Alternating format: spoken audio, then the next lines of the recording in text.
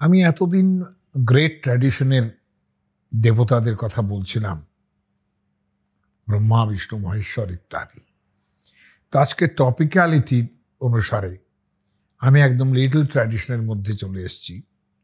আমি এর আগে কোনো এপিসোডে এটাকে লো ট্র্যাডিশন বলেছিলাম, একজন শ্রোতা আমাকে কারেক্ট করে দিয়েছেন, this must be little tradition. এটা আবার ভুল হয়ে গেছিল।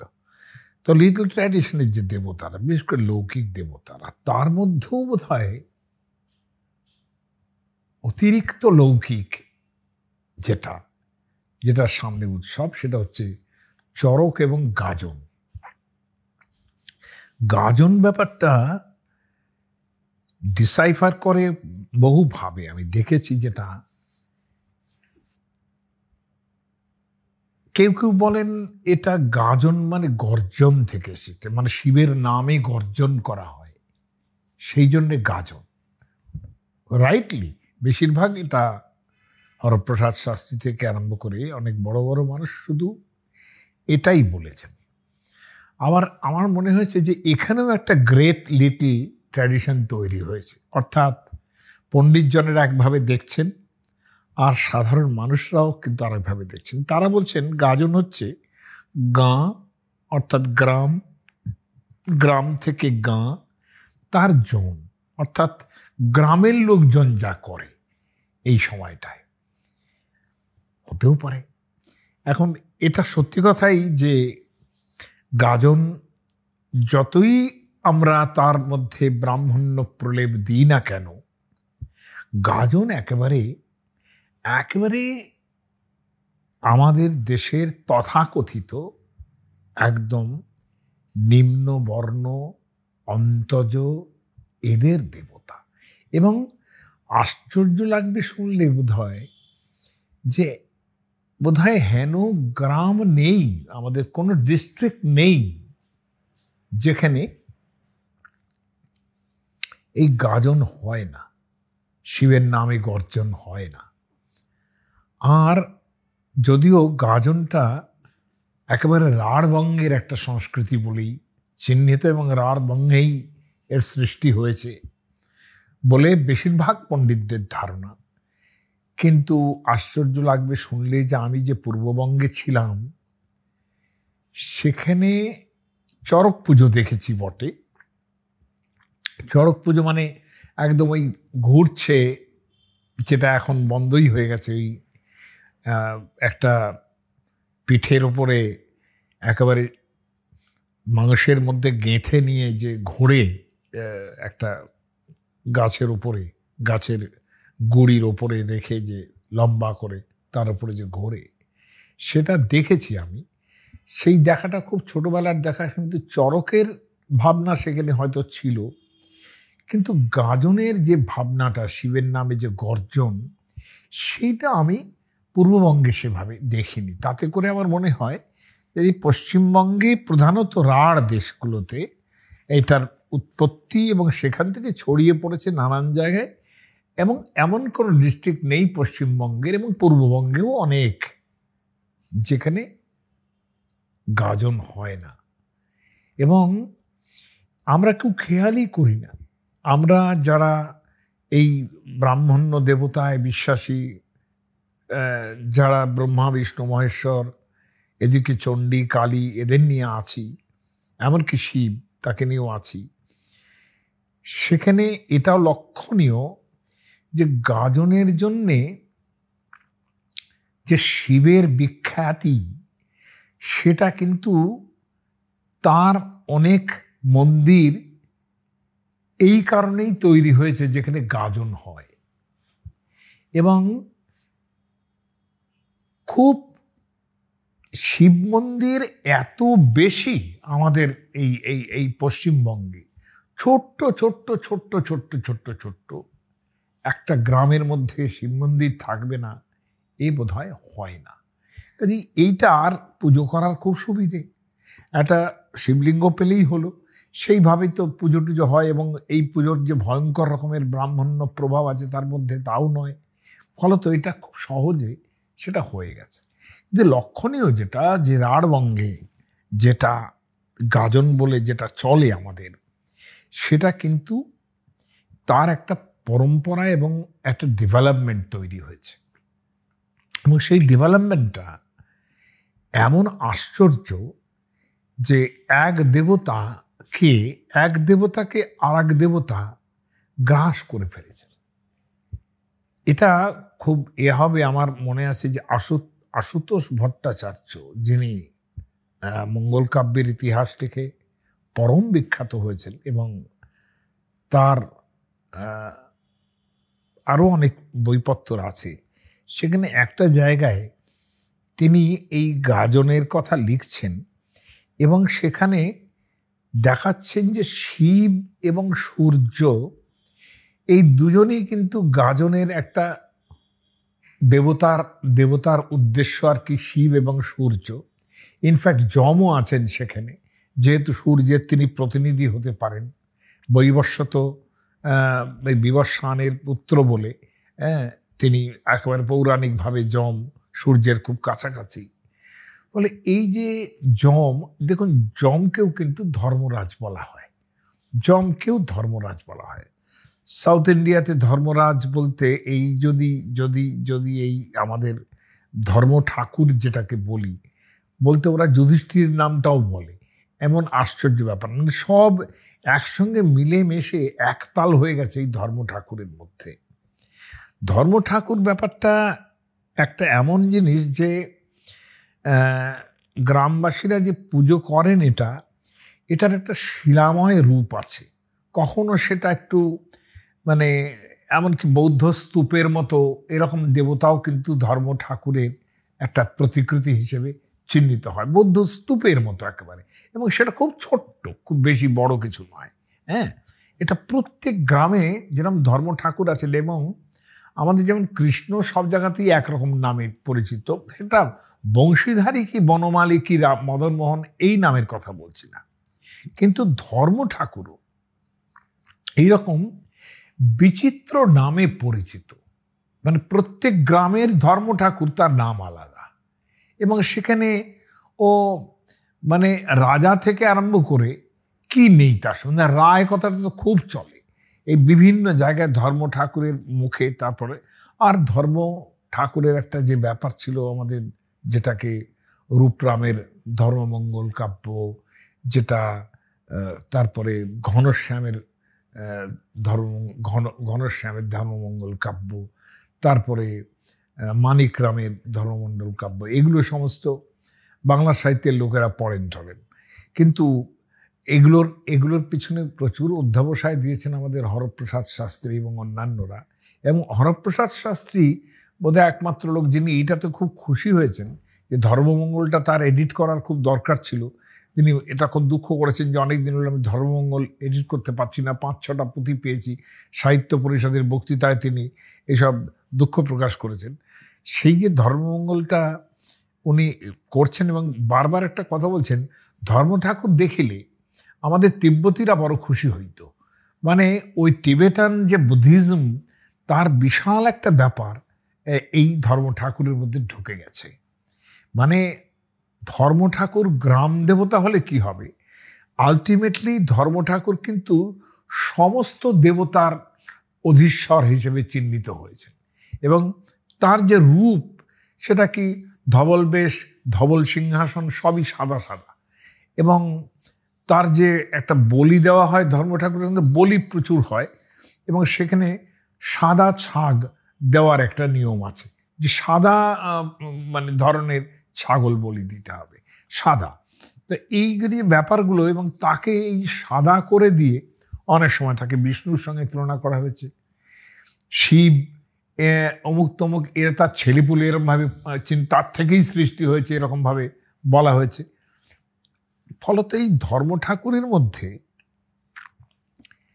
যে ভাবনা গ্রাম বাংলার এসে পড়েছিল প্রত্যেকটা জায়গায়, সেখানে যারা যুক্ত ছিলেন তারা কেউ ব্রাহ্মণ নন। সেটা ডোম থেকে আরম্ভ করে, চন্ডাল থেকে আরম্ভ করে যত রাজ্যের আমাদের তথাকথিত নিম্ন বর্ণের যত লোকেরা আছেন, শূদ্র তো ছেড়েই দিলাম, তারা সকলে কিন্তু ধর্ম ঠাকুরের মধ্যে একটা আশ্রয় পেয়েছিল। মানে সন্তানহারা মানুষ সে সন্তান যার হয়নি, হ্যাঁ, সে সে ধর্ম ঠাকুরের কাছে সন্তান যাচনা করছে। কারো চোখে ছানি পড়েছে, সে ছানির জন্যে ধর্ম ঠাকুরের কাছে যাচনা করছে। এবং রোগীরা তো বিশেষ করে ধর্ম ঠাকুরের জন্যে। এবং বৌদ্ধ তান্ত্রিক ভাবনাতে যেহেতু যে কোনো পুজোর আগে শরীরকে ক্লেশ দেওয়ার একটা অনেক অনেক জায়গা আছে, ফলত এই ধর্ম ঠাকুরের ক্ষেত্রেও প্রচুর পরিমাণ শরীরকে ক্লেশ দেওয়ার যে জায়গাটা, সেটা তৈরি হয়েছে। এই যে জীবের মধ্যে সরু সরু মানে ফোটানো, মানে শলাকা ফোটানো থেকে আরম্ভ করে, হ্যাঁ, পিঠে ওই রকমভাবে একটা বড়শির মতো লাগিয়ে অতটা ওপর দিয়ে ঘোরা, এই যে জিনিসগুলো, এগুলো ওরা তৈরি করেছেন, এগুলো শরীরকে সম্পূর্ণ ক্লেশ দেওয়ার জন্যে, যাতে দেবতা খুশি হন। এই যে ব্যাপার, একটা মহামারী একটা আরম্ভ হলে লোকে ধর্ম ঠাকুরের থানে পুজো দেবে। এই সাধারণ মানুষের মধ্যে এই যে প্রবৃত্তিটা, সেটা একদম পারফেক্ট গ্রাম দেবতা, গ্রাম ও দেবতা বলে তিনি চিহ্নিত হয়েছেন এই ধর্ম ঠাকুর। এবং যেহেতু ধর্ম ঠাকুরের অনেক ফিচার শিবের সঙ্গে মেলে, আশুতোষ ভট্টাচার্যের কথা বলছিলাম, তিনি বলছেন যে আমি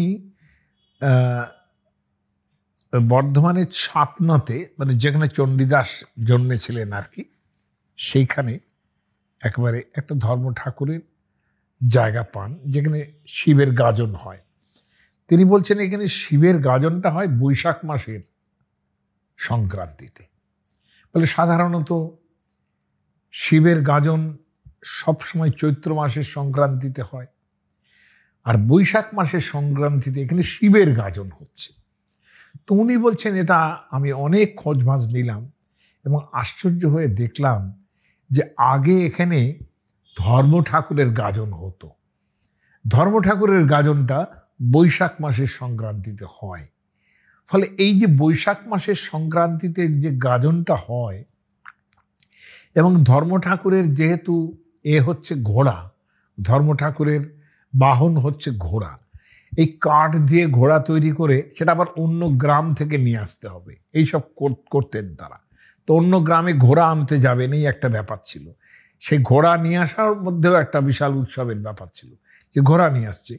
কিন্তু শিবেরও ঘোড়া নিয়ে আসছে, ব্যাপার শিবের গাজন হচ্ছে, সেখানে ঘোড়া নিয়ে আসছে। তো আশুতোষবাবু দেখে খুব স্তম্ভিত হয়েছিলেন যে একজন দেবতা আর একজন দেবতাকে কিভাবে গ্রাস করে ফেলেন। যে ধর্ম ঠাকুরের বাহন যখন শিবের গাজন হচ্ছে, সেখানে ধর্ম ঠাকুরের বাহনটাকে, শিবের বাহন স্বভাবত একটা ষাঁড়, সেই ষাঁড় কিন্তু নিয়ে আসছে ঘোড়া। তো এইটা বলে এইরকম দু চার জায়গায় এরকম রয়েছে যেখানে বৈশাখ মাসের সংক্রান্তিতে শিবের গাজন হচ্ছে, হুইচ ইজ আনলাইকলি।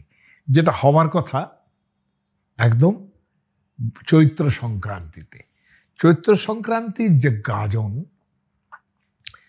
সেটা অবধারিতভাবে শিবের গাজন, কিন্তু তাতে যে প্রক্রিয়াগুলি যে সমস্ত চলে, সবই ধর্ম ঠাকুরের প্রক্রিয়া এইটা। ফলে ধর্ম ঠাকুরকেও আমাদের জানার দরকার, যেভাবে ঠিক সেভাবে একটা সময় ছিল ধর্ম ঠাকুরের কোনো চেহারা পাওয়া যেত না, এবং ধর্ম ঠাকুরকে বিষ্ণুর সঙ্গে, ভগবান বিষ্ণুর সঙ্গে একাকার করা হলো। এরকম একটা পুরাণ আছে রামাই পণ্ডিতের শূন্য পুরাণ, সেখানে নিরঞ্জনের রুষ্মা বলে একটা জিনিস আছে, একটা পাঠ আছে সেখানে আমি দেখেছি যে মুসলিমদেরও খানিকটা ইনফ্লুয়েন্স পড়েছে, এবং সেখানে সব একাকার হয়ে সবটাই শূন্য, অর্থাৎ বৌদ্ধ শূন্যবাদ এই ধর্ম ঠাকুরের উপরে এসে পড়ছে। এবং যেহেতু শূন্য জিনিসটার সঙ্গে পরব্রহ্মের সঙ্গে খুব একটা মানে তফাৎ করা যায় না, কারণ স্বয়ং সুরেন্দ্রনাথ দাশগুপ্ত তার মতো বড় ফিলসফার, যিনি তার যে বেদান্তিক ফিলসফি, সেখানে শঙ্করাচার্যের মত ব্যাখ্যা করতে করতে বলেছেন শঙ্করাচার্যের যে মায়াবাদ, সবই মায়া, কোনোটাই সত্য নয়, ব্রহ্ম সত্যম জগন মিথ্যা। এই যে জীব ব্রহ্মৈব না পর, জীব ব্রহ্মই, অর্থাৎ সেই তত্ত্বমসি, সেই মানে অহং ব্রহ্মাস্মি, এটা যদি হয় তাহলে সমস্ত জগৎ মিথ্যা হয়ে যায়। সুরেন দাশগুপ্ত শঙ্করাচার্যের এই মায়া মায়া মায়া বলে যে জিনিসটা, যে কোনো কিছুরই সত্যতা নেই, এই জিনিসটার সঙ্গে বলছেন মূল মাধ্যমিক যে বৌদ্ধ, তাদের সঙ্গে এই শূন্যবাদের সঙ্গে শঙ্করাচার্যের তফাৎ করা যায় না। এবং একটা সময় তো এরকমও বলা হয়েছে যে শঙ্করাচার্য আসলে প্রচ্ছন্ন বুদ্ধ উচ্চতে, ইনি প্রচ্ছন্ন বুদ্ধ নামেও পরিচিত হয়েছেন। তখন এই যে বৌদ্ধবাদ এবং শঙ্করাচার্যের অদ্বৈতবাদ একাকার হয়ে যায়। নিরঞ্জন এই যে নামটা, এটাও তো সেই রকম। হ্যাঁ, এখন সেখানে এই যে ধর্ম ঠাকুরের মধ্যে একটা কিন্তু সেই আবেশটা পাওয়া যায় যেটার মধ্যে একদম ব্রহ্মভাবনার ভাবনা পাওয়া যায়, অথচ এটার মধ্যে কোনো ব্রাহ্মণ্যের ব্যাপারই নেই। যেখানে ধর্ম ঠাকুরকে একটা রূপ তৈরি করা হচ্ছে, সেই রূপের মধ্যে একেবারেই তার পা নেই, তার হাত নেই। অনেক ক্ষেত্রে জগন্নাথের মতোও বলা হয়, এবং জগন্নাথের উপরে ধর্ম ঠাকুরের প্রভাব আছে এটাও অনেকে বলেন, বুদ্ধদের প্রভাব আছে এটাও অনেকে বলেন। কাজে সেই জায়গায় দাঁড়িয়ে এই ধর্ম ঠাকুর কিন্তু একেবারেই লোয়ার ক্লাস ডেইটির মধ্যে, অর্থাৎ লোয়ার ক্লাসের যে যিনি দেবতা, সেই হিসাবে তিনি চিহ্নিত হলেন। ধর্ম ঠাকুরের পূজারী এবং শিবের গাজনের সময় যে শিবের পূজারী, তারা কিন্তু কেউ ব্রাহ্মণ নন। তাদের পূজারী একেবারে নিম্ন বর্ণের জাতি থেকে আসে। কিন্তু পরবর্তীকালে ব্রাহ্মণরা পূজারীর জায়গাটা ছেড়ে দেবেন এমন তো হয় না। যে এমন হয়েছে যে সারা বছর যে শিবের পুজো ব্রাহ্মণরা করলেন, যখন গাজন হবে তখন সেই পুরোহিতের কোনো মূল্য নেই, তাকে সরিয়ে দেবে। এবং সমস্ত পুজো যারা করবেন যারা সব গাজনের সন্ন্যাসী হন, পাটভক্তিয়া বলে তাদের, হ্যাঁ, তারা সমস্ত কিন্তু পুজো আর্চা সব করবেন। বাজনের যে ভাড়াল নাড়ানো, অর্থাৎ একটা বোল মাথায় নিয়ে নাচা, এবং পরবর্তীকালে গাজনের মধ্যে খুব বেশি ইম্পর্ট্যান্ট হয়ে উঠেছে হচ্ছে ওই সং সাজা, যাকে বলে, মানে শিব পার্বতী সাজছে। এবং গাজনটাকে মানে অনেকেই পণ্ডিতজনেরা, বিশেষ করে যোগেশচন্দ্র রায় বিদ্যানিধি, এরা যারা আছেন, যারা এই ধর্ম ঠাকুর এবং শিবের গাজনের বিচার করেছেন, তারা বলেছেন এটা হর কালীর বিবাহ, হর গৌরী নয়, কিন্তু হর কালীর বিবাহ। যার জন্য দেখবেন যে সংসারের সময় এই শিব আর কালী এদের পাওয়া যায় খুব বেশি, মানে শিবের সঙ্গে কালী পাওয়া যায়। আর গণেশ টনেশ তৈরি হয়, তারাও আশ্চর্য ব্যাপার যে গণেশ কার্তিক এসবও সাজেন। আর ব্যাপার হলো যে সং সাজার ক্ষেত্রে কিন্তু অন্য কিছু বাদ পড়ে না, অনেক রকমের সাজ হয়। আপনারা দেখবেন যে আমাদের অন্যতম আমাদের ঔপন্যাসিক, আমার খুব প্রিয় সাহিত্যিক ছিলেন সৈয়দ মুস্তাফা সিরাজ। তো তিনি মুর্শিদাবাদের লোক হলে কি হবে, তার হিন্দু ধর্মের সম্বন্ধে খুব ভালো ধারণা ছিল। আমি তার সঙ্গে ব্যক্তিগত আলাপে সেগুলো খুব ভালো বুঝেছি। ভালো ধারণা ছিল মানে বুঝতেন, জিনিসগুলো বুঝতেন আর কি। নিজে মুসলিম হওয়া সত্ত্বেও মুসলমানদেরটা তো বুঝতেনই, যথেষ্টই বুঝতেন। তো তিনি গাজনতলা বলে একটা গল্প লিখেছিলেন। যদি কোনো সুযোগ হয়, আজকাল তো আর এসব বইপত্র পড়ে না, এটা মানে রচনাবলীর মধ্যেও সিরাজদার রচনাবলীর মধ্যেও এসেছে গাজনতলা গল্পটা। সেখানে দেখবেন যে মানে কারা কারা এই নায়ক নায়িকা এবং সাধারণ লোক কারা কারা আছে তাদের মধ্যে, এমনকি মুসলিমরাও আছেন, এরকমও দেখতে পাবেন সেখানে। গাজনতলায় যে গাজন হচ্ছে, সেখানে উনি সঠিকভাবে ধরেছেন, একদম লেখাপড়া করেই হোক কিংবা নিজে দেখে হোক, সঠিকভাবে ধরেছেন যে সং সাজার সময় কিন্তু সাধারণ এই শিব কালী ইত্যাদি শুধু নয়, শিবের গাজনের সময় কেউ পুলিশ ইন্সপেক্টর সাজছে, কেউ তার তাকে শাস্তি দেওয়ার যে লোক তাকে সাজছে সে। এবং এইভাবে সমাজকে যেসব জিনিস তাদের সামাজিক কিংবা পলিটিক্যাল পছন্দ হয় না, সেই সব জিনিসগুলোও কিন্তু তারা গাজনের নাটকের মধ্যে নিয়ে আসে। এরকম হয়েছে, এরকম হয়। অর্থাৎ গভর্নমেন্টের সমালোচনা করা থেকে আরম্ভ করে অনেক কিছু কিন্তু এই গাজনের গানের মধ্যে দিয়ে কিংবা ইত্যাদির মধ্যে দিয়েও হয়। এবং সেই জায়গা কোন জায়গায় পৌঁছেছে গাজনের গান, সেটা আমি শেষে একবার বলবো, যদিও সেটা শোনা মাত্রই সেটা আপনারা সেটা মন থেকে মুছে ফেলবেন। একবার শুনে ভুলে যেও, এই হচ্ছে ব্যাপার। রবীন্দ্রনাথ বলেছিলেন না যে একবার মাত্র শুনে ভুলে যেতে হবে সেটা।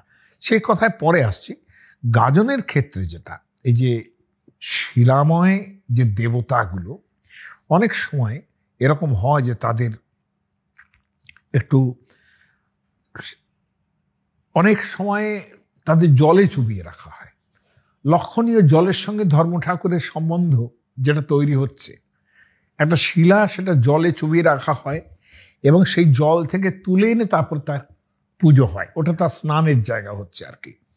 তা এমন হয় যে অনেক সময় শিলাকে বিভিন্ন পুকুরে স্নান করিয়ে এনে আবার সেটা হয়। স্বাভাবিকভাবে ধর্ম ঠাকুরের শিলার ক্ষেত্রেও এটা সত্য, শিব ঠাকুরের শিলার ক্ষেত্রেও সেটা সত্য। আমাদের জামালপুরের বুড়োরাজ এই নিয়ে একটা লেখা আমাদের লিখেছেন, আমাদের পশ্চিমবঙ্গের সংস্কৃতি নিয়ে যিনি গভীর বিচার করেছেন বিনয় ঘোষ। তিনি বলছিলেন যে যেটা জায়গা, যে সারা বছর একটা জায়গায় পুজো হচ্ছে, যে যেখানে আমি গেছি যে জামালপুরের এই যে বুড়োরাজ মানে বুড়ো শিব, কিন্তু অথচ বুড়োরাজ মানে কিন্তু ধর্ম ঠাকুর। এটাও ভাবুন। তো উনিও সেটা লক্ষ্য করেছেন যে ধর্ম ঠাকুরের গাজনটাই শেষ পর্যন্ত। যে আমি গিয়ে উপস্থিত হয়েছি, লোকজন নেই সেখানে। মানে একজন পুরোহিত সে আমাকে বলল যে আপনি চলুন, আপনি দেখবেন তো বুড়োরাজ। বলে একটা সুরঙ্গের মধ্যে প্রবেশ করা, বলে নামছি।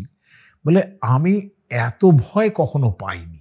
হ্যাঁ, বলছেন আমি বহু জায়গায় গেছি। উনি প্রচুর ঘুরে বেড়াতেন এই সমস্ত সংস্কৃতির ব্যাপারগুলো তুলে ধরার জন্যে, প্রচুর ঘুরেছেন বিনয় ঘোষ মশাই। তিনি বলছেন আমি বহু জায়গায় ঘুরেছি, কিন্তু এমন অনেক জায়গায় গেছি যেখানে ওই রকম সুরঙ্গের মধ্যে ঢুকতে হয়েছে, কিন্তু সেখানে অনেক লোক ঢুকছে বলে আমার সেটা ভয় করেনি। কিন্তু এখানে নামছি ওই পুরোহিত আর আমি, নামতে একটা যে বলে অন্ধকার, উনি শুধু একটা আলো মাত্র ধরে আছেন যা দিয়ে কিছুই বোঝা যাচ্ছে না, যে হঠাৎ একটা জায়গায় এসে পুরোহিত বললেন এখানে বসে পড়ুন। সামনে একটা অদ্ভুত ধরনের একটা পা রয়েছে, বলে সেটা দেখে বেশ ভয় করছে। বলে সেটা দেখে আমি সেখানে বসে বললাম, বলে এইখানে পুজো করতে হবে। তা যাই হোক, পুজো কি করলেন সেটা ওনার বক্তব্য নয়। বলে কিন্তু একটা পা রয়েছে এবং সেই পায়ের উপরে কি আছে না আছে বোঝা যাচ্ছে না, কিন্তু একটা স্তূপ মতো দেখা যাচ্ছে। হ্যাঁ, কোনো আকার আকৃতি তার যে ভালো করে বোঝা যাচ্ছে তা নয়। বললেন এটাই বুড়ো শিব, অর্থাৎ ধর্ম ঠাকুর।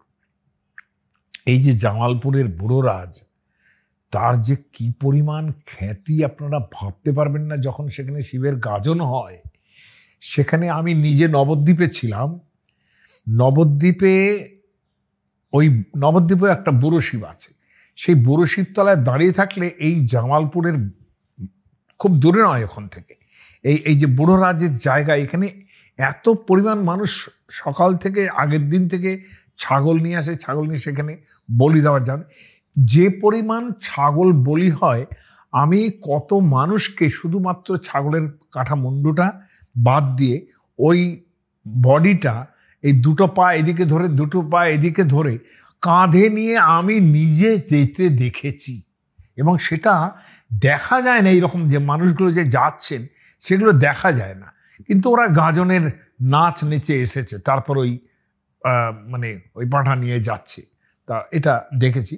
কিন্তু দেখার বিষয় হলো যে সেই বুড়োরাজের যে সমৃদ্ধি, এটা কিন্তু সবটাই ওই গাজনের সময়। এখানে লোকে মানত করে এবং যে মানত করে সেই পাঁঠা বলি দেয়। কিন্তু লক্ষণীয় যে এই যে বুড়ো শিবের গাজন হয় কিংবা শিবের গাজন, ধর্ম ঠাকুরের গাজন, এখানে পশু বলির মধ্যে কিন্তু শুয়োর আছে, হাঁস আছে, মুরগি আছে, মোরগ আছে, সব আছে। এরকম এমনকি এমনকি মানে মানে নাম পর্যন্ত মোরগ ধর্ম, এরকম নাম পর্যন্ত ধর্ম ঠাকুরেরও আছে, শিব ঠাকুরেরও আছে স্বাভাবিকভাবে।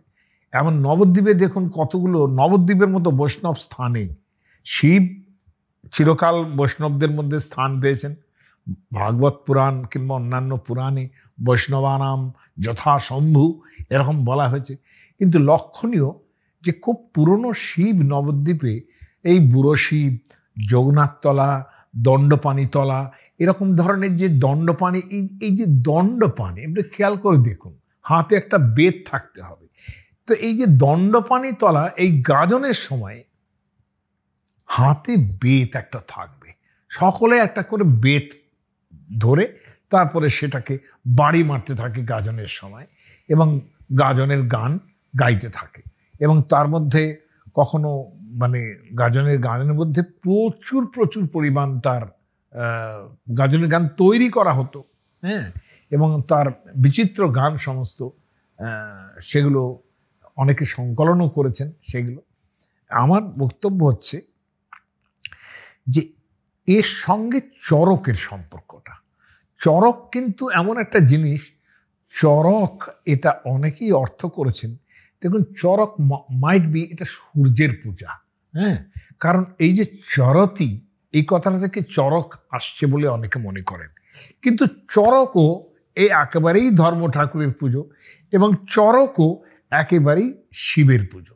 শিব এই চরককে একেবারে একেবারে তিনি গ্রাস করেছেন বলা যায়। চরকের খেয়াল করুন, যেটা পণ্ডিতরা বারবার বলবেন আর কি, যেটা অনেক সময় লিঙ্গোপাসনার যে ভাবনা চিন্তা এটার মধ্যে প্রবেশ করেছে।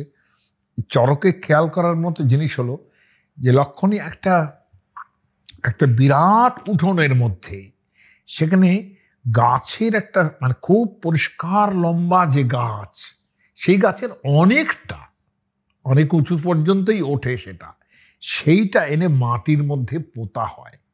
এই যে মাটির মধ্যে পোতা হয়, মানুষ কিন্তু জয় ভাবুন, পণ্ডিতজনেরা বলছেন যে এটা একেবারেই শিবলিঙ্গের প্রতীক, এবং যেহেতু জগজ্জননীকে প্রকৃতি হিসেবে বলি, সেটা পৃথিবী, সেই পৃথিবীর মধ্যে যে পোতা হচ্ছে, ফলত শিব এবং যোগপট্ট মানে তার যে যোনি, এই ভাবনা কিন্তু এই চরকের মধ্যে রয়ে গেল।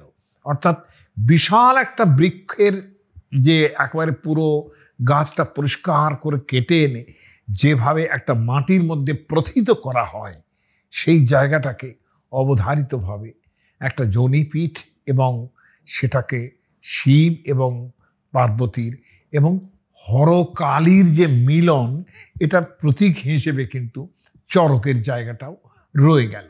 তার মানে শিবের গাজন তার সঙ্গে চরক, এইটা একাকার হয়ে গেল কিন্তু এইখানে। এখন এই যে গাজন যেটা হয়, সেটার মধ্যে অনেক ধরনের নিয়মকানুন আছে, অনেক ধরনের মানে প্রক্রিয়া আছে, সেগুলো একটু একটু করে আমি সামান্য আকারে বলার চেষ্টা করছি। দেখুন, বর্ধমান জেলার বহু জায়গায় গাজন উৎসব হয়, শিবের গাজন, যেটা আমি ধর্ম ঠাকুরের গাজন বলি আগে মনে করি। এবং শিবের গাজন যেহেতু চৈত্র সংক্রান্তিতে হয়, শিবের গাজনের মধ্যেই সেই ধর্ম ঠাকুরের ইন্টারেস্টটা চলে আসে, যেভাবেই হোক। এখন এই যে গাজন ধর্ম ঠাকুরের ধর্ম পূজা, যেটা যেটা ধর্মের গাজন বলে পরিচিত, আসলে কিন্তু শিবের গাজন হিসেবে চলিত হয়। মানে বৈশাখ মাসেও হয়, আবার চৈত্র মাসেও হয়, এইরকম ধরনের। তাহলে বৈশাখ মাসে যেটা হচ্ছে সেটা স্বাভাবিকভাবে ধর্মের গাজন, কিন্তু সেখানে শিবের গাজন হিসেবে তৈরি হয়, মানে হয়। বর্ধমানেরই ওই যে ছাতনায়, যেটা আশুতোষ ভট্টাচার্য দেখেছিলেন, কামারটুলি গ্রাম। কামারটুলি মানে, টুলি মানে হচ্ছে গলি, যেখানে কামারেরা থাকতো আর কি, ছোট কামারের গলি, অর্থাৎ কামার কর্মকার যারা থাকতো, তারা সেইখানে তিনি গাজনটা দেখেছিলেন আশুতোষ ভট্টাচার্য মশাই, তিনি সেখানকার বর্ণনাও দিয়েছেন। আমার ভালো লাগতো যদি সেই বর্ণনাগুলো আপনারা পড়তেন, মানে লিখতে কিংবা আমি যদি বলতাম ভালো লাগতো, কিন্তু সেই সময় থাকবে না। কিন্তু ঘটনা হচ্ছে ধর্ম ঠাকুরের যে পুজোটা হতো সেটা এই যে একটা জবথব স্তূপাকার ভাবনা, সেটা ধর্ম ঠাকুরের যে লক্ষণ, তার মধ্যে তিনি কখনো জলের সঙ্গে একাকার হয়েছেন, কখনো সূর্যের সঙ্গে, কখনো বিষ্ণুর সঙ্গে, এবং তিনি নাকি মানে বসার জায়গা পাচ্ছিলেন না, শোয়ার জায়গা পাচ্ছিলেন না, জলের মধ্যে থাকছেন, একটা একটা করে জায়গা পরিবর্তন হচ্ছে, সেখানে একটা উলুকের ওপরে থাকছেন, সেখানেও উলুক মানে পেঁচা হবে, তার উপরে থাকছেন, সেগুলো তার বাহন হিসেবে চিহ্নিত হচ্ছে, তারপর সেখানেও থাকতে পারছেন না, সে যে একটা কুর্মপৃষ্ঠ, এই যে কুর্মপৃষ্ঠের চেহারা, একটা কুর্ম বাহন, অনেক সময় এই ধরনের স্তূপাকৃতিও ধর্ম ঠাকুরের প্রযোজনায় হয়, ধর্ম ঠাকুরের ভাবনায় হয়, এবং শিব সেখানে অধিষ্ঠান করেন ধর্ম ঠাকুরের জায়গায়, লক্ষণীয় এটা। তারপরে একটা দেখুন বানেশ্বর একটা খুব বড় ব্যাপার, ধর্ম ঠাকুরের যে গাজন হয় সেখানে বানেশ্বর একটা খুব বড় ব্যাপার আছে।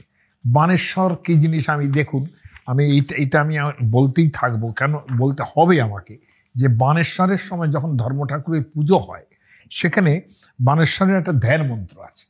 সে মন্ত্রটা কিন্তু যে বললাম ব্রাহ্মণ্য ভাবনা আবার এখানে জুড়ে গেল, ধর্ম ঠাকুরের পুজো করছেন ব্রাহ্মণ, এরকমও আছে, সারা বছর ধরে তিনি পুজো করছেন।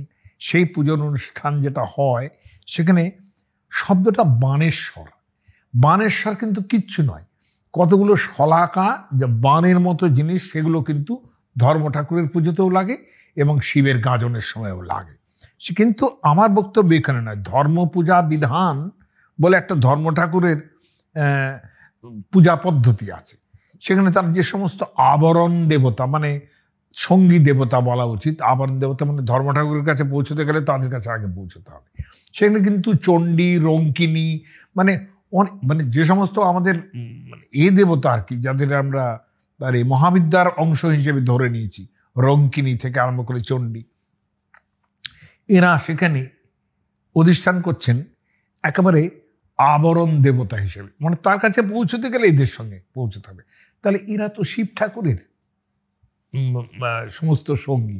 যদি চণ্ডীর কথা ভাবি, বানেশ্বর তো শিবলিঙ্গের নাম, অথচ এই ধর্ম ঠাকুরের গাজন কিংবা শিবের গাজন, সেখানে বানেশ্বরের ব্যবহারটা কীরকম, যে ধর্ম পূজা বিধানের মধ্যে সেই মন্ত্রের যে ধ্যান মন্ত্রটা সেটা কীরকম, ওং বানেশ্বরায় নরকার নবতারণায়, নরকের যে সমুদ্র সেটা তারণ করার জন্যে, পার হবার জন্যে, জ্ঞানপ্রদায় করুণাময় সাগরায় কর্পূর কুন্দ ধবলেন্দু জটাধরায়। লক্ষণীয়, কর্পূর মানে কর্পূরের মতো সাদা, কুন্দের মতো সাদা, ধবলেন্দু জটাধরায়, তিনি জটাধর। ভাবুন একবার, এটা মন্ত্রটা ধর্ম পূজা বিধানের, সেখানে বানেশ্বরের পুজো হচ্ছে, দারিদ্র দুঃখ দহনায় নমঃ শিবায়, ওং বানেশ্বরায় নম, বানেশ্বর বলে প্রণাম করলো। কিন্তু বানেশ্বর যেটা দেখা যায় সেটা হচ্ছে একটা শলাকা খচিত একটা বৃহৎ কাষ্ঠখণ্ড, সেটা হচ্ছে বানেশ্বর। পাথরেরও বানেশ্বর আছে, সেটা বীরভূমের ভড়াংগ্রামে আছে, ইসলাম বাজারে আছে, এরকম আছে। সেখানে বানেশ্বরকে অনেক সময় বান গোসাই বলছে, এবং বানেশ্বরীরও একটা প্রতিষ্ঠা হচ্ছে। বানেশ্বরী মানে স্বাভাবিকভাবেই আমাদের চণ্ডীর জায়গাটা ধরতে হয়, আর এটাও তো ওরা যখন পুজো করে পুকুর ঘাটে, যখন বানেশ্বরকে মানে কাঁধে নিয়ে গিয়ে পুজো করা, বানেশ্বরকে চুবিয়ে নিয়ে গোটা গ্রাম ঘোরানো হয়, এবং সেটা ধর্ম পূজার সময় করা হয় কিন্তু। এবং এই বানেশ্বরের যে স্নান, সেটাকে ওরা বলে বানেশ্বর নারায়ণ অথবা বানামো, অর্থাৎ বানামো। নারায়ণটাকে ওরা অন্যভাবে বলছে বানামো। বানেশ্বরকে কাঁধে নিয়ে গোটা, চিন্তা করুন, বানেশ্বর শিব, তাকে কাঁধে নিয়ে গোটা গ্রাম ঘুরবে, এবং ধর্ম ঠাকুরের যে থান, সেখানে এইটা এনে ফেলবে শেষ পর্যন্ত। এখন আমাদের বক্তব্য কিন্তু বারবার আমি এই কথায় ফিরে আসছি যে ধর্ম ঠাকুরের আবরণ দেবতা তারা কি করে এই যে মানে শিবের যে আবরণ দেবতা গণেশ, সূর্য, বিষ্ণু, দুর্গা, কালী, হ্যাঁ, এরকম ব্রাহ্মণী, মাহেশ্বরী, সেরকম এখানেও কিন্তু সব এদের পাওয়া যাবে, এই ধর্ম ঠাকুরের ক্ষেত্রেও পাওয়া যাবে। এবং সেখানে আবার লক্ষণীয় একটু বৌদ্ধ প্রভাবান্বিত আদিনাথ, দীননাথ, চৌরাঙ্গনাথ, অনেকে চৌরঙ্গীনাথও বলেন, গৌরনাথ, পঞ্চগৌর, এই সব কিছুর নামে ফুল দেওয়া হয় সেখানে। এই যে ধর্ম ঠাকুর, তারপরে দেখুন গ্রাম দেবতার মধ্যে কতটা জায়গায় দখল করে নিয়েছেন যে সমস্ত মানুষ কিন্তু, এই নিম্নবর্গের মানুষ কিন্তু তাদেরই কিন্তু বিশ্বাস করে। এবং বলিদানের সময় অদ্ভুত ধরনের ভাবে বলি হয়। সাধারণত শ্বেত ছাগ, যেটা কিন্তু সূর্যের প্রতীক, সূর্যও এখানে একাকার হয়েছেন। এবং হয়তো এর পিছনে যেভাবে বলিগুলো হয়, কখনো মানে এটাও দেখেছি, শুনেছি এবং যা পড়েছি আর কি, যে এই এক একটা ছাগ মুন্ড ওই ধামার ভেতরে নিয়ে যাওয়া হয়, ধামার ভেতরে নিয়ে সেটাকে নিয়ে নাচানো হয়, এবং সেই ছাগমুণ্ড নিয়ে বাড়ি যাচ্ছে, এটা যে বিশাল পুণ্য, এটা একটা ব্যাপার। এখন এতগুলি ছাগমুণ্ড মর্মরিয়ে খাবেন তিনি, এটা কিভাবে ভাবতে পারি না। শিবের সঙ্গে কোনো দিন কোনো এই ছাগ বলি ইত্যাদির সম্বন্ধ নেই, কিন্তু লক্ষণীয় যে এমনকি আর যে সমস্ত ক্রিয়াকৃত্য থাকে সব নাচানো, অর্থাৎ মড়া নিয়ে এসে নাচানো, মড়া মাথার খুলি নিয়ে এসে নাচানো, এই সমস্ত জিনিস কিন্তু শিবের গাজনের সময় হয়। এখন আপনারা সামনে যে গাজন কোনোদিন দেখেছেন সেটা সংসাজা গাজন দেখেছেন, কিন্তু ভেতরে কিন্তু এই সমস্ত ব্যাপারগুলো সমস্ত চলতে থাকে। ধর্ম ঠাকুরের বলির কথা বললাম, সেখানে মানে মুরগি, মোরগ, শুয়োরের মাথা আলাদা করে সেটা নাচানোরও ব্যবস্থা থাকে। হ্যাঁ, এবং লক্ষণীয় যে মোরগ, যার সঙ্গে হিন্দু দেবতাদের কোনো সম্পর্ক থাকে না, হ্যাঁ, সেই মোরগ, এবং এমন একটা জায়গা আছে যেখানে আসলে মোরগ কার সঙ্গে পরিচিত, কার সঙ্গে কাছাকাছি যায়, মনসার কাছাকাছি যান, কার্তিকের কাছাকাছি যান, এবং একটা জায়গা আছে যেখানে বলা হচ্ছে চণ্ডী কুক্কুট, কুক্কুট মানে মোরগ, হ্যাঁ, চণ্ডী কুক্কুট। এই যে জায়গাগুলো, যে ব্রাহ্মণ্য আচার অনুষ্ঠানের মধ্যে মোরগ যতই অপাঙ্ক্তেয় থাকুক, কিন্তু মোরগ, মুরগি এবং মানে এসব পুজো বলি দেওয়া হয়। এবং লক্ষণীয় যে বীরভূমে মুরগি ঠাকুরন বলে কিন্তু একজন দেবীও আছেন, মুরগি ঠাকুরন, তার নাম হচ্ছে মুরগি ঠাকুরন। তা এই কুক্কুট ইত্যাদি বলি দেওয়ার সঙ্গে হয়তো সম্ভবত গ্রাম্য যে শূকর, কুক্কুট, এইগুলো বলি দেওয়ার সঙ্গে সম্ভবত আমাদের ফার্টিলিটি কাল্ট, যেটা তার একটা যোগ আছে বলে অনেকে মনে করেন, এবং সেটা একেবারে অসম্ভব নয় কিছু। ধর্ম ঠাকুরের যে সমস্ত স্থানীয় নাম, সেই নামগুলো যেরকম পপুলার হয়েছে, যেরকম ক্ষুদি রায়, জগৎ রায়, কৌতুক রায়, আবার দলু রায়, কালু রায়, এমনকি ওইখানকার যে বিশেষ বিশেষ মানে জাতিগোষ্ঠীর খুব বড় যিনি ছিলেন, সেই জাতি বৃদ্ধের নামেও দলু রায়, কালু রায়, শ্যাম রায়, এরকমও কিন্তু নাম আছে। আবার ভালো নাম আছে, বংশীদারি, দলমাদল, এরকমও ধর্ম ঠাকুরের নাম আছে। কিন্তু গন্ধরায়, শীতল নারায়ণ, কর্কট বৃশ্চিক, এসব নাম, ঝগড় রায়, সেই গ্রামে কি খুব ঝগড়া হতো জানি না, এইরকম ধরনের সিদ্ধি রায়, রূপ রায়, দশন রায়, এইসব নাম ধর্ম ঠাকুরের এবং শিবের গাজনের মধ্যে ওতপ্রোতভাবে জড়িত। আমরা শেষ করি এবার। আমাদের মনে হয় যে শেষের যে জায়গাটা, প্রক্রিয়াটা জায়গায় একটা জিনিস মনে রাখতে হবে যে ধর্ম ঠাকুরের জন্য যারা সন্ন্যাসী হন তাদের বলে ভক্তিয়া, কখনো বলে ধর্ম ভক্তিয়া, কখনো বলে পাঠ ভক্তিয়া। পাঠ ভক্তিয়া কারা? ধর্ম ঠাকুরের যে পাঠ, আমার একটা সন্দেহ হয় যে পূর্ববঙ্গে যদি কেউ একটু স্থিরভাবে কাজকর্ম না করে বসে থাকে, তাদের বলে যে পাঠ ঠাকুরের মতো বৈশা আছে। পাঠ ঠাকুর, এই পাঠ ঠাকুর কি ধর্ম ঠাকুর? এটা আমার একটা সন্দেহ হয়। তাহলে বলতে হবে যে ধর্ম ঠাকুর শুধুমাত্র রাঢ়বঙ্গের ব্যাপার নয়, পূর্ববঙ্গেরও ব্যাপার ছিল। আর কেন এইটা হবে যে পাঠ ভক্তিয়া ধর্ম ঠাকুরের যারা, কিংবা শিবের গাজনের সময় যারা সন্ন্যাসী হবেন, তাদের দেয়াসী মানে দেবাংশী, অর্থাৎ যেন দেবতার অংশ নিয়ে জন্মেছে, সেদিন কিন্তু সকলেই শিব হয়ে যাবেন। যারা সন্ন্যাসী হবেন তাদের কিন্তু শিব জ্ঞানে পুজো করতে হবে, তাদেরও পুজো হয়। তাহলে এই যে একটা খুব প্রচুর ব্রহ্মচর্য পালন, ইন্দ্র নিগ্রহ ইত্যাদি করে তারপরে আবার ওই শিকলে বেঁধে তার ওপরে ঘোড়া চরকের সময় একাকার তো হয়ে গেছে চরক আর গাজন, এবং এই যে নিজেকে কষ্ট দিয়ে এই জায়গায় যে যাওয়া, সেখানে মানে আর নিম্ন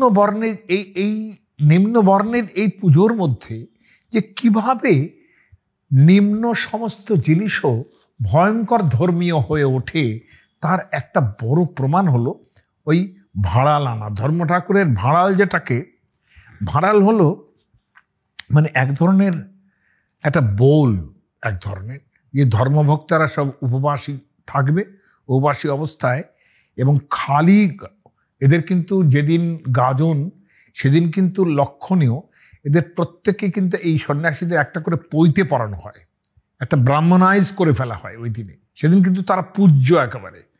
এই যে ব্রাহ্মণাইজড হয়ে গেল, অর্থাৎ পৈতে টইতে পড়ে যে মানে যে সন্ন্যাসী ভক্তিয়া, পাঠ ভক্তিয়া কিংবা অন্যান্য ভক্তিয়া যারা আছেন, ধর্মভক্তিয়া, তারা উপবাসী থেকে একটা ছোট ভাঁড় বা কলসি এগুলো নিয়ে তার মধ্যে গঙ্গা জল ফুল নিয়ে কখনো কখনো দাঁড়াচ্ছে।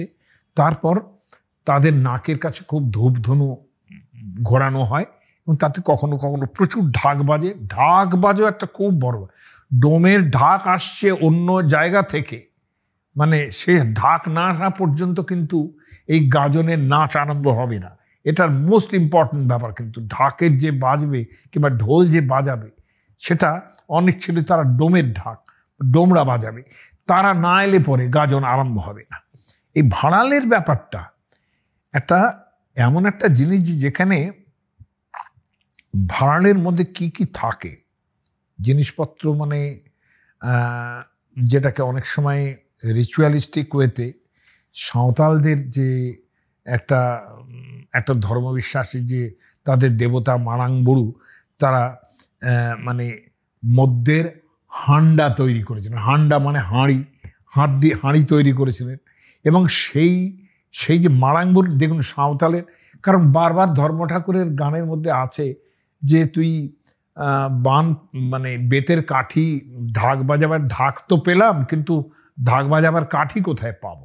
বলে ঢাকের কাঠি পেতে তোকে যেতে হবে সাঁওতাল পরগনে, মানে সাঁওতাল পরগনা যেতে হবে বেতের কাঠি খোঁজাচ্ছে। তার মানে এদের সঙ্গেও কিন্তু এই ধর্ম ঠাকুর, শিবের গাজন, তাদের সঙ্গে যোগাযোগ রয়েছে। শত শত ঢাক বাজতে থাকে। আর এই যে ভাড়াল নাড়ানো, সেখানে একটা পরিষ্কার যে আলপনার উপরে পিটুলি মাখানো সমস্ত ছোট ছোট মাটির হাড় নতুন করে রাখা হয়, এবং সেই পরিপূর্ণ হাড়গুলোর মধ্যে কখনো দুধ, মদ, জল, তিনটেই আছে বটে, কিন্তু বেশিরভাগ জায়গায় ওই মধ্যের যে জিনিসটা, অর্থাৎ মধ্য, সেটা দিয়েই ভাঁড় মাঝখানে সেগুলো পরিপূর্ণ ভাঁড়গুলো রেখে ভক্তেরা তার পাশে দাঁড়াবে, এবং তারপরে দেয়াসী মানে দেবাংশী সে শ্লোক বলতে থাকবে, ধবল খাট, ধবল পাঠ, ধবল সিংহাসন। দেখুন পাঠ ঠাকুর কিনা, ধবলে বসিয়া আছেন দেব নারায়ণ। ভাবুন, ধর্ম ঠাকুর কিন্তু নারায়ণ হয়ে গেলেন এখানে। সরস্বতীর গাঙ্গে বামে বীর হনুমান। সরস্বতীর গান, নদী সরস্বতী চলে এলো এখানে, পাশে বীর হনুমান। গাজনে যে ধামাত কন্যা আছেন, তার চরণে প্রণাম।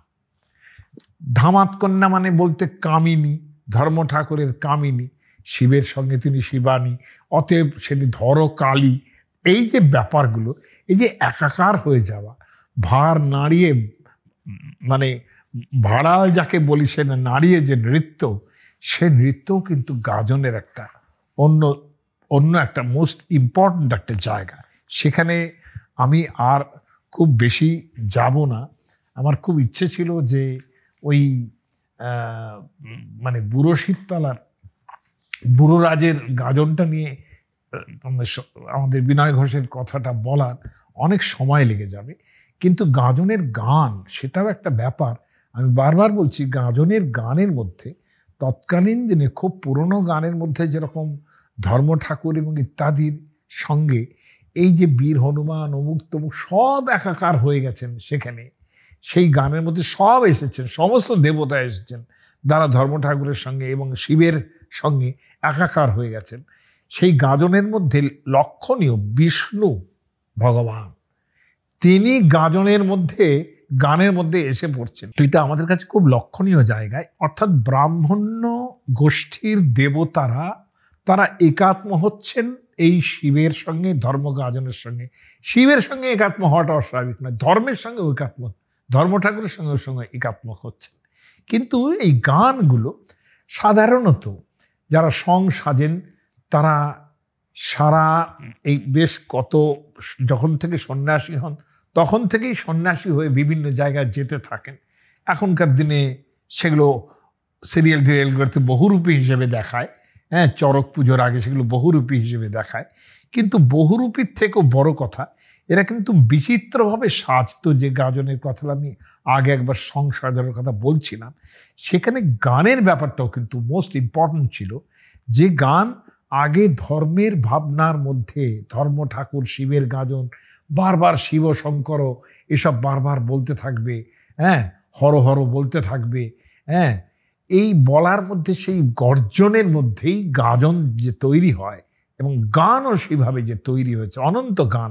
সে গানের কিছু নমুনা আমি দিতে পারতাম, কিন্তু স্বাভাবিকভাবেই সেগুলো ধর্মীয় গান, কোনো সমস্যা নেই। সেখানে ধর্মের স্বরূপ, ধর্ম ঠাকুরের স্বরূপ, তার যে তাকে যে ধর্মমঙ্গলের যে সমস্ত গান, যেখানে লাউ সেন কিংবা ইত্যাদি বীর বিক্রমে যুদ্ধ করতে যাচ্ছেন মানে গৌরেশ্বরের বিরুদ্ধে, এরকম সব আছে, হ্যাঁ, সেই সব গানের কথা ছেড়েই দিলাম। কিন্তু গানের বিবর্তন হতে হতে হতে হতে এমন জায়গায় পৌঁছেছে যেটা মানে আমার মনে হয় যে মানে কি বলবো, খিস্তি খেউর যেখানে জায়গায় আছে সে জায়গায় পৌঁছেছে। এবং আমি একটা মানে এরকম ধরনের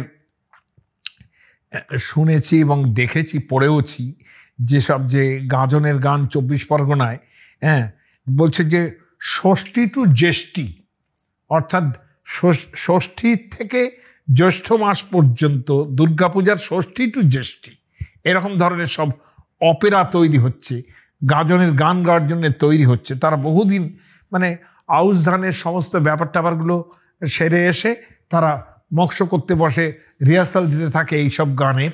এবং সেই গানের যে সমস্ত মহড়া, সেই গানের মহড়ার মধ্যে নিত্য নতুন জিনিসপত্র ঢুকছে, রাজনীতি ঢুকছে, সব কিছু মিলিয়ে গাজনের গান তৈরি হচ্ছে, সেটা দেখার মতো।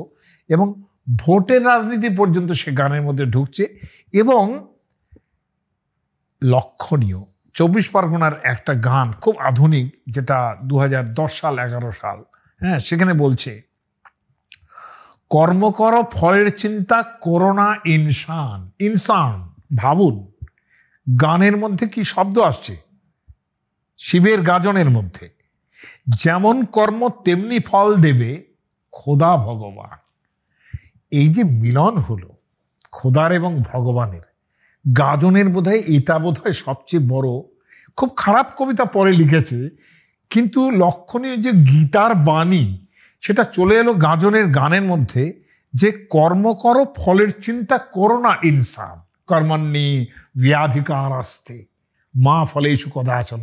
আমার যে বিশাল গ্রেট ট্র্যাডিশনের কথা সেটা এখানে চলে এলো গাজনের গানের মধ্যে, কর্ম করো ফলের চিন্তা করো না ইনসান, যেমন কর্ম তেমনি ফল দেবে খোদা ভগবান। লক্ষণীয় এই জিনিসটা। শুধু এখানে নয়, এই যে গীতার লিখন, দুদিন এলি এইভাবে দুদিন পরে যেতে হবে। একেবারে গীতার যে বৈরাগ্য ভাবনা পুরো সেখানে। খামার বাড়ি খামার জমি সময় হলে যাবে ছাড়ি, হরে কৃষ্ণ হরে বলে নিদানকাল আসবে যাবে, শেষের দিনে সেজনবিনে নাইরে পরিত্রাণ। সেজনবিনেটাও মানে শেষের দিনে সেজনবিনের এই বাউল গানটাও এখানে মিশে গেল। তারপরেই যেমন কর্ম তেমন ফল দেবে খোদা ভগবান। এই চলল। এই ধর্মভাবিত গান যেরকম খোদা ইনসানকে এক জায়গায় করে দিল, এটাই আমার গাজনের একটা ডেভেলপমেন্ট।